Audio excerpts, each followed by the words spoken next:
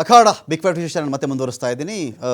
ಇದೇ ವಿಚಾರಕ್ಕೆ Subhash sugar sir ಒಂದೊಂದು ಕ್ವಶನ್ ಇದೆ ಸರ್. ಇಲ್ಲಿ ರಾಹುಲ್ ಗಾಂಧಿ ಒಂದು ಆರೋಪವನ್ನು ಮಾಡಲಿ ಅಥವಾ ಅನುರಾಗ್ ಠಾಕೂರ್ ಅದರ ಒಂದು ಆರೋಪವನ್ನು ಮಾಡಲಿ, ಯಾರು ಪೊಲಿಟಿಕಲ್ ಮೈಲೇಜನ್ನು ಬಿಟ್ಟುಬಿಟ್ಟು ನಾನು ಸಂತನ ಥರ ಈ ಒಂದು ಆರೋಪವನ್ನು ಮಾಡ್ತಾ ಇದ್ದೀನಿ ಅಂತ ಹೇಳಿದ್ರೆ ನಂಬೋದು ಕಷ್ಟ. ಭಾಗ ಒಂದು. ಹಾಗಂದ ಮಾತ್ರಕ್ಕೆ ಕ್ವಶನ್ನ ಜೆನ್ಯೂನಿಟಿಗೆ ಆನ್ಸರ್ ಮಾಡಬೇಕಾಗಿರೋದು ಎಲೆಕ್ಷನ್ ಕಮಿಷನ್ನ ಕರ್ತವ್ಯ. ಅನುರಾಗ್ ಠಾಕೂರ್ ಅಲ್ಲಿ ಒಂದು ಸಭೆ ಮಾಡಿ ಹೇಳಲಿ, ಪ್ರೆಸ್ ಮೀಟ್ ಮಾಡಿ ಹೇಳಲಿ, ಆ ಪ್ರಶ್ನೆಗಳಿಗೆ ಯಾವುದೋ ಪೋಸ್ಟ್ ಮಾಸ್ಟರ್ ಆನ್ಸರ್ ಮಾಡೋಕ್ಕಾಗಲ್ಲ. ಯಾವುದೋ ತಾಲೂಕ್ ಪಂಚಾಯತಿ ಅಧ್ಯಕ್ಷ ಆನ್ಸರ್ ಮಾಡೋ ಕ್ವಶನ್ಸ್ ಅನುರಾಗ್ ಠಾಕೂರು ಕೇಳಿಲ್ಲ, ರಾಹುಲ್ ಗಾಂಧಿನೂ ಕೇಳ್ತಿಲ್ಲ. ಅದನ್ನು ಆನ್ಸರ್ ಮಾಡಬೇಕಾಗಿರೋದೇ ಈಸಿ ಅಂತ ಆದಮೇಲೆ ಎಲ್ಲೋ ಪಾಪ ಝೀರೋ ಮನೆ ಇತ್ತು, ಯಾವುದೋ ಫ್ಲೈಓವರ್ ಕೆಳಗಡೆ ಪಾಪ ಮಲಗಿದ್ರು, ಪಾಪ ಯಾವುದೋ ಬೀದಿ ದೀಪದ ಕೆಳಗಡೆ ಹಿಂದೆ ಮಲಗಿದ್ರು, ಅಂಥವ್ರನ್ನ ಹುಡುಕಿ ಕೊಟ್ಟಿದ್ದೀವಿ ಅಂತ ಹೇಳಬೇಕಾದ್ರೆ 65 ಲಕ್ಷ ಡಿಲಿಷನ್ ವಿಚಾರಕ್ಕೆ ಸಂಬಂಧಪಟ್ಟಂತೆ ನಾನು ಬದುಕಿದ್ದೀನಿ, ನಾನು ಉಸಿರಾಡ್ತಾ ಇದ್ದೀನಿ, ನಾನು ಬಿಹಾರದಲ್ಲೇ ಜೀವನ ಮಾಡಿದ್ದೀನಿ, ನಾನೊಬ್ಬ ಯೋಧನಾಗಿದ್ದೀನಿ, ಕೂಲಿ ಕಾರ್ಮಿಕ, ನರೇಗಾದಲ್ಲಿ ಮನ್ರೇಗಾದ ಕೆಲಸ ಮಾಡಿದ್ದೀನಿ ಅಂದಾಗ ಅವ್ರನ್ನ ಡಿಲೀಟ್ ಮಾಡ್ತಾ ಇದ್ದೀರಿ ನೀವು ಅಂತ ಹೇಳಿದ್ರು ಒಬ್ಬನೇ ಒಬ್ಬ ವೋಟರ್ ಆದರೂ ಕೂಡ ಎಲೆಕ್ಷನ್ ಕಮಿಷನ್ದೇ ತಪ್ಪಾಗಲ್ವಾ ಸರ್ ಅದು? 100% ಈಗ ಈ ವಿಚಾರದೊಳಗಡೆ ಯಾವಾಗಿಂದ ಈ ಇಶ್ಯೂ ಹೊರಗಡೆ ಬಂದಿದೆಯೋ, ಚರ್ಚೆ ಆಗ್ತಾ ಇದೆಯೋ, ಅವಾಗ್ಲಿಂದ ಕಾಂಗ್ರೆಸ್ನವರು ಕೆಲವು ಉದಾಹರಣೆಗಳನ್ನ ಸಮೇತವಾಗಿ ಅವ್ರು ಹೇಳ್ತಾ ಇದ್ದಾರೆ. ಬಿಜೆಪಿ ಅವರು ಕೂಡ ಕೆಲವು ಉದಾಹರಣೆಗಳನ್ನ ಹೇಳ್ತಾ ಇದ್ದಾರೆ. ಅವ್ರು ಹೇಳಿದ ತಪ್ಪು, ಇವ್ರು ಹೇಳಿದ ತಪ್ಪು ಅಂತೇಳಿ. ಬಾಟಮ್ ಲೈನ್ ಏನು ಅಂತಂದ್ರೆ, ಇಲೆಕ್ಷನ್ ಪ್ರಾಸೆಸ್ ಒಳಗಡೆ ಫ್ಲಾಸ್ ಇದಾವೆ, ಲೋಪಗಳು ಇದಾವೆ ಅನ್ನೋದು ಬಾಟಮ್ ಲೈನ್. ಲೋಪಗಳು ಇದಾವೆ ಅಂತ ಆದಮೇಲೆ ಅದಕ್ಕೆ ಉತ್ತರ ಕೊಡಬೇಕಾದದ್ದು ಚುನಾವಣಾ ಆಯೋಗದ ಕರ್ತವ್ಯ. ಚುನಾವಣಾ ಆಯೋಗ ಬಿಯಾಂಡ್ ಎನಿ ಡೌಟ್ ಅದರ ನಡವಳಿಕೆ ಇರಬೇಕು, ಆದ್ರೆ ಆ ರೀತಿ ಇಲ್ಲ ಅನ್ನೋದು ಬಹಳ ಸ್ಪಷ್ಟವಾಗಿದೆ.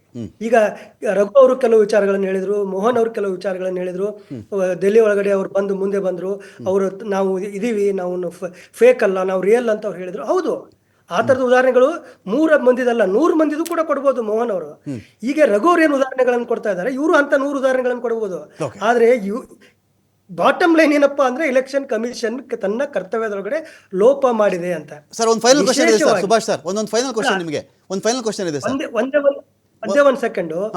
ವಿಶೇಷವಾಗಿ ಈ ಮಷಿನ್ ರೀಡೇಬಲ್ ವೋಟರ್ ಲಿಸ್ಟ್ ಮತ್ತು ಸಿಸಿಟಿವಿ ಫುಟೇಜ್ ವಿಚಾರಗಳಲ್ಲಿ ಎಲೆಕ್ಷನ್ ಕಮಿಷನ್ ಕೊಟ್ಟಂತ ಉತ್ತರ ಕನ್ವಿನ್ಸಿಂಗ್ ಅಲ್ಲ ಮತ್ತು ಲಾಫೇಬಲ್ ಆಗಿತ್ತು. ಓಕೆ, ಇನ್ನೊಂದು ಸರ್ ನನ್ನೊಂದು ಪ್ರಶ್ನೆ ಇದೆ ಸರ್. ಈಗ ಈ ಡೇಟಾ ಅನ್ನೋ ಒಂದು ವಿಚಾರ ಬಂದಾಗ ಸರ್, ಯಾರೇ ಆಗಲಿ ಚುನಾವಣಾ ಆಯೋಗ ಏನೋ ಒಂದು ಮತದಾನದ ಪ್ರಕ್ರಿಯೆ ವಿಡಿಯೋ ಇಟ್ಕೊಳ್ಳುತ್ತೋ, ಡೇಟಾ ಇಟ್ಕೊಳ್ಳುತ್ತೋ, ಮತದಾರ ಪಟ್ಟಿನ ಇಟ್ಕೊಳ್ಳುತ್ತೋ, ಅದು ನೋಡ್ಕೊಂಡು ಖುಷಿ ಪಡೋಕ್ಕಲ್ಲ ಆ ಡೇಟಾ ಇರೋದು. ಖುಷಿ ಪಡೋಕೆ ಆ ಡೇಟಾನ ಯಾರೂ ಮಾಡಿಲ್ಲ.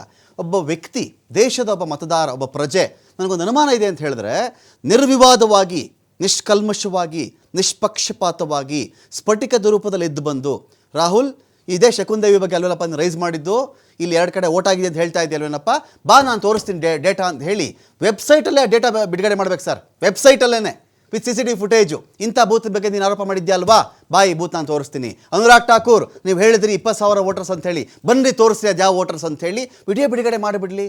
ನಡಿಬಾರ್ದೇ ನಡೆದಿಲ್ಲ ಅಲ್ವಾ ವೋಟರ್ ಬೂತ್ ಒಳಗಡೆ? ಅದು ನಾನು ವೋಟರ್ ಬೂತ್ ಅಂತ ನಾನು ಭಾವಿಸಿದ್ದೀನಿ ಸರ್. ಅದೇ ರಮಾಕಾಂತ್, ಅದೇ ಕಾರಣಕ್ಕೆ ನಾನು ಅದು ಲಾಫೇಬಲ್ ಅಂತ ಹೇಳಿದೆ. ಅವ್ರು ಕೊಟ್ಟಂತ ಉತ್ತರ ಇಡೀ ಜಗತ್ತು, ದೇಶ ನಗ್ತಾ ಇದೆ. ಇಲೆಕ್ಷನ್ ಕಮಿಷನ್ ಉತ್ತರವನ್ನ ಕೇಳಿ ಅದು ಒಪ್ಕೊಳ್ಳಿಕ್ಕೆ ಸಾಧ್ಯ ಇಲ್ಲ. ಇನ್ನೊಂದು, ಅವರು ಪ್ರೈವಸಿ ವಿಚಾರವನ್ನ ಹೇಳ್ತಾ ಇದ್ದಾರೆ. ಏನು ಅಂತಂದ್ರೆ, ಪ್ರೈವಸಿಗೆ ಬ್ರೀಚ್ ಆಗತ್ತೆ, ಪ್ರೈವಸಿಗೆ ಭಂಗ ಆಗತ್ತೆ ಅಂತ. ಮತ್ತು ಪ್ರೈವಸಿಗೆ ಭಂಗ ಆಗುವಂಗಿದ್ರೆ ನೀವು ಅಲ್ಲಿ ವೋಟ್ ಹಾಕ್ಲಿಕ್ಕೆ ಬರುವಂತ ಮಹಿಳೆಯರ ಅನುಮತಿಯನ್ನ ಪಡೆದು CCTV ಹಾಕಿದ್ರ? ಓಕೆ, ಹಾಕ್ಬೇಕಾಗಿತ್ತಲ್ಲ, ವಿದೌಟ್ ದೇರ್ ಪರ್ಮಿಷನ್. ಅದ್ ಕೇಳಿದ್ರೆ ಭದ್ರತೆ ಅಂತಾರೆ, ಅದನ್ನ ಕೇಳಿದ್ರೆ ಭದ್ರತೆ ಅಂತಾರೆ, ಇಲ್ಲಿ ಕೇಳಿದ್ರೆ ಪ್ರೈವಸಿ ಅಂತಾರೆ. ಯಾಕೆ CCTV ಹಾಕಿದ್ರಿ ವಿದೌಟ್ ದೇರ್ ಕನ್ಸೆಂಟ್? ಅದು ಮೊದಲನೇ ಪ್ರಶ್ನೆ. ಎರಡನೇದು, ಎಲ್ಲಾ ಟಿವಿ ಚಾನೆಲ್ಗಳಲ್ಲೂ ಕೂಡ ಪ್ರತಿ ದಿವಸ ಎಲೆಕ್ಷನ್ ನಡಿಬೇಕಾದ್ರೆ ಬೆಳಗ್ಗೆಯಿಂದ ಸಂಜೆವರೆಗೂ ಮತದಾನದೊಳಗಡೆ ಜನ ಕ್ಯೂ ಅಲ್ಲಿ ನಿಂತು ವೋಟ್ ಹಾಕೋದನ್ನ ತೋರಿಸ್ತಾರಲ್ಲ, ಅದು ಪ್ರೈವಸಿ ಬ್ರೀಚ್ ಅಲ್ವಾ? ಬ್ಯಾನ್ ಮಾಡಿ ಹಾಗಾದ್ರೆ ಅವ್ರನ್ನ ಬ್ಯಾನ್ ಮಾಡಿ. ಎಲೆಕ್ಷನ್ ಕಮಿಷನ್ ಅವ್ರ ಕಡೆಯಿಂದ ಈ ಎಲ್ಲ ವೋಟರ್ ಕ್ಯೂ ಒಳಗಡೆ ಇರೋದು ಯಾರನ್ನೂ ತೋರಿಸಬಾರ್ದು, ಯಾಕಂದ್ರೆ ನಮ್ಮ ಸಹೋದರಿಯರ, ನಮ್ಮ ತಾಯಂದಿರ ಪ್ರೈವಸಿ ಬ್ರೀಚ್ ಆಗ್ತಾ ಇದೆ ಅಂತ ಬ್ಯಾನ್ ಮಾಡ್ಬೇಕು. ಇದು ಬಹಳ ನಗೆಪಾಟ್ಲಿಗೀಡಾಗುವಂತ ಉತ್ತರವನ್ನ ಎಲೆಕ್ಷನ್ ಕಮಿಷನ್ ಕೊಡ್ತಾ ಇದೆ. ಒಂದೇ ಒಂದು ಪ್ರಶ್ನೆ, ನನ್ನ ದಯವಿಟ್ಟು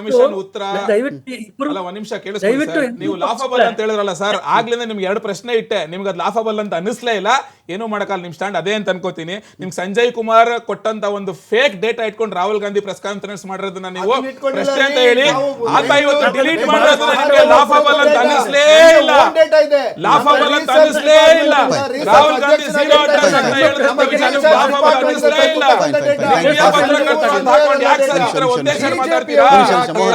ಅಲ್ಲಿ ವಿಚಾರಣೆ ಏನೋ ಇತ್ತು ರೀ, ನೀವೇನೋ ಮಾತಾಡ್ತಾ ಇದ್ದೀರಿ. ಸಂಜೀವ್ ಕುಮಾರ್ ವಿಚಾರದಲ್ಲಿ ಅವ್ರು ಕೇಳಿದಂತ ಪ್ರಶ್ನೆಗೆ ನೀವೇ ತರ ಹೇಳ್ತೀರಾ? ದೂರದಲ್ಲಿದ್ದಾರೆ ಸ್ಟಾರ್ಟಿಂಗ್ ಹೇಳಿದ್ರಲ್ರಿ ಮೋಹನ್ ಮಾದೇವಪುರ ಅಂದ್ರೆ ಮಹಾರಾಷ್ಟ್ರ ಅಂತಿರಲ್ರಿ.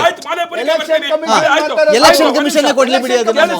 ಆಯ್ತು ಕೇಳಿಸ್ಕೊಳ್ಳಿ ರಘು ಅವರೇ, ನೀವೇನ್ ಮಾಡ್ರಿ ಬಿಜೆಪಿ ರ್ಯಾಕಿಂಗ್ ಮಾತಾಡ್ತೀನಿ. ಮಾದೇವಪುರದಲ್ಲಿ ಇವತ್ತು MLA ಯಾರು, ಬೆಂಗಳೂರು ಸೆಂಟ್ರಲ್ MLA ಯಾರು, ನೀವು ಅಲ್ಲಿ ಗೆದ್ದಿರೋರ್ ಮೇಲೆ ಆರೋಪ ಮಾಡಿರೋದ್ರಿಂದ ಅದು ಬಿಜೆಪಿ ಇರ್ತಾನೆ MP ನಿಮ್ಗೆ.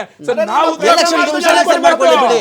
ಎಲೆಕ್ಷನ್ ಕಮಿಷನ್ ಕೆಲಸ ಯಾವುದೇ MLA ವೋಟರ್ ಲಿಸ್ಟ್ ರೆಡಿ ಮಾಡಲ್ಲ. ಮತದಾರರಿಗೆ ಮಾಡ್ತಿರುವಂತ ದೊಡ್ಡ ಅವಮಾನ ಇದು. MLA ವೋಟರ್ ಲಿಸ್ಟ್ ರೆಡಿ ಮಾಡಲ್ಲ. ಎಲ್ಲದಕ್ಕೆ ತಾಕತ್ತಿಲ್ಲ ಅಂತಂದ್ರೆ ಎಲ್ಲದಕ್ಕೆ ತಾಕತ್ತಿಲ್ಲ ಅಂತಂದ್ರೆ ಸುಳ್ಳು ಹೇಳ್ತಿರೋದು. ಎಲ್ಲ ಪ್ರಶ್ನೆಗಳಿಗೆ ಚುನಾವಣಾ ಆಯೋಗವೇ ಯಾವುದೇ ಒಂದು ಕ್ಷೇತ್ರಕ್ಕೆ ಸಂಬಂಧಪಟ್ಟಂತೆ ವೋಟರ್ ಲಿಸ್ಟ್ಗೋ ಫೇಕ್ ಅಡ್ರೆಸ್ಗಳಿಗೋ ಎರಡೆರಡು ಕಡೆ ವೋಟ್ ಮಾಡ್ತಿರೋರ್ಗೋ ಸಂಬಂಧಪಟ್ಟಂತೆ ಪ್ರಶ್ನೆ ಬಂದಾಗ ಆ ಕ್ಷೇತ್ರದ MLA MP ಆ ಕ್ಷೇತ್ರದಲ್ಲಿದ್ದಂಥ ಇನ್ಯಾರೋ MLC ಅವರ ಉತ್ತರ ಯಾವುದು ಕೂಡ ಅಧಿಕೃತವಲ್ಲ, ಅಧಿಕೃತ ಆಗಬಾರದು. ಮತ್ತಾಗ ರಾಹುಲ್ ಗಾಂಧಿ ಯಾರು?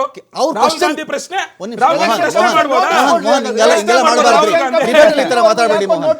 ಇದೇ ವಿಚಾರ ಬಂದಾಗ ರಾಹುಲ್ ಮಾಡಿದ್ರೆ ಮೋಹನ್ ಇದಕ್ಕೆ ಡಿಬೇಟ್ಗೆ ಅರ್ಥ ಇರಲ್ಲ. ಕೇಳಿಸ್ಕೊಂಬಿಡಿ ಕೇಳಿಸ್ಕೊಳ್ಳಿ. ಅದಕ್ಕೆ ಒಂದು ನಿಮಿಷ, ಅದಕ್ಕೆ ಮೋಹನ್ ಉತ್ತರ ಕೊಡಬಾರ್ದು, ರಘುನೂ ಉತ್ತರ ಕೊಡಬಾರ್ದು, ಅದಕ್ಕೆ ಸುಭಾಷ್ ಅವರು ಉತ್ತರ ಕೊಡಬಾರ್ದು, ರಮಾಕಾಂತ್ ಕೂಡ ಉತ್ತರ ಕೊಡಬಾರ್ದು. ಎಲೆಕ್ಷನ್ ಕಮಿಷನ್ ಅದಕ್ಕೆ ಆನ್ಸರ್ ಮಾಡಬೇಕು. ಫೈನ್, ಆ ಉತ್ತರ ಎಲೆಕ್ಷನ್ ಕಮಿಷನ್ ಅಂತ ಹೇಳ್ತಾ ಡಿಬೇಟ್ ಮುಗಿಸ್ತಾರೆ. ಕ್ಷಮೆ ಕೇಳಲೇಬೇಕು ರಾಹುಲ್ ಗಾಂಧಿ, ಬೇರೆ ಆಪ್ಷನ್ ಇಲ್ಲ. Thank you.